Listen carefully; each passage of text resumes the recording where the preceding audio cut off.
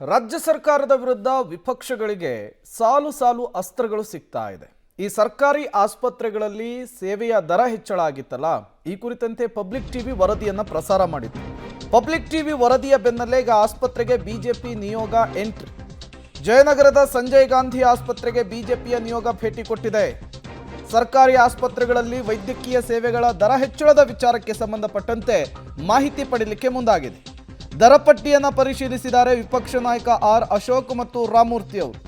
ಆಸ್ಪತ್ರೆಯ ಮುಖ್ಯಸ್ಥರು ರೋಗಿಗಳಿಂದಲೂ ಕೂಡ ಮಾಹಿತಿಯನ್ನು ಸಂಗ್ರಹಿಸಿದ್ದಾರೆ ವಿಪಕ್ಷ ನಾಯಕ ಆರ್ ಅಶೋಕ್.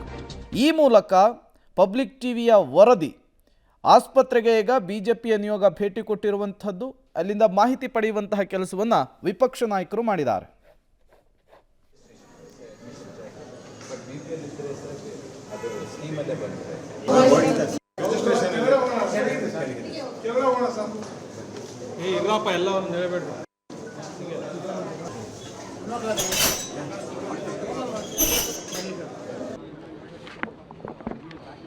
ರಾಜ್ಯದಲ್ಲಿರ್ತಕ್ಕಂಥ ಕಾಂಗ್ರೆಸ್ ಸರ್ಕಾರ, ಸಿದ್ದರಾಮಯ್ಯನವರ ಸರ್ಕಾರ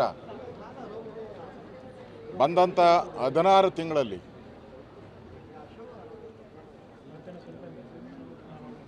ಪ್ರತಿ ತಿಂಗಳು ಕೂಡ ಬಡವರ ತಲೆ ಮೇಲೆ ಚಪ್ಪಡಿ ಎಳೆಯುವಂಥ ಕೆಲಸವನ್ನು ಮಾಡ್ತಾ ಇದ್ದಾರೆ. ಈಗಾಗಲೇ ನಿತ್ಯ ಬಳಕೆಯ ವಸ್ತುಗಳು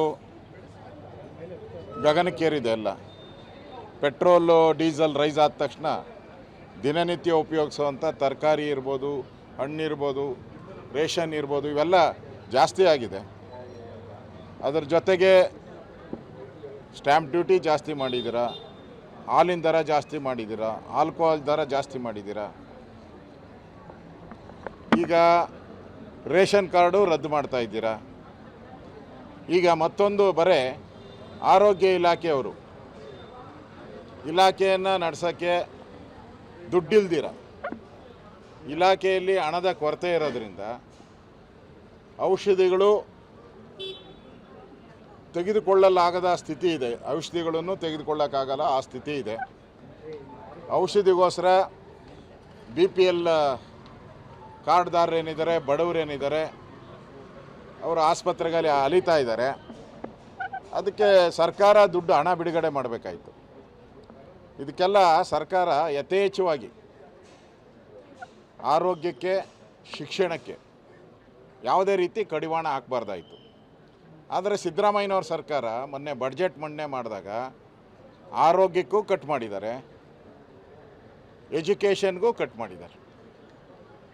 ಈಗ ಆಸ್ಪತ್ರೆಗಳಲ್ಲಿ ಮೇಂಟೆನೆನ್ಸ್ಗೂ ಕಾಸಿಲ್ಲ, ನೀರು ಸರಿಯಾಗಿ ಸಪ್ಲೈ ಆಗೋಕ್ಕೂ ಹಣ ಕೊಡ್ತಾ ಇಲ್ಲ ಇವರು.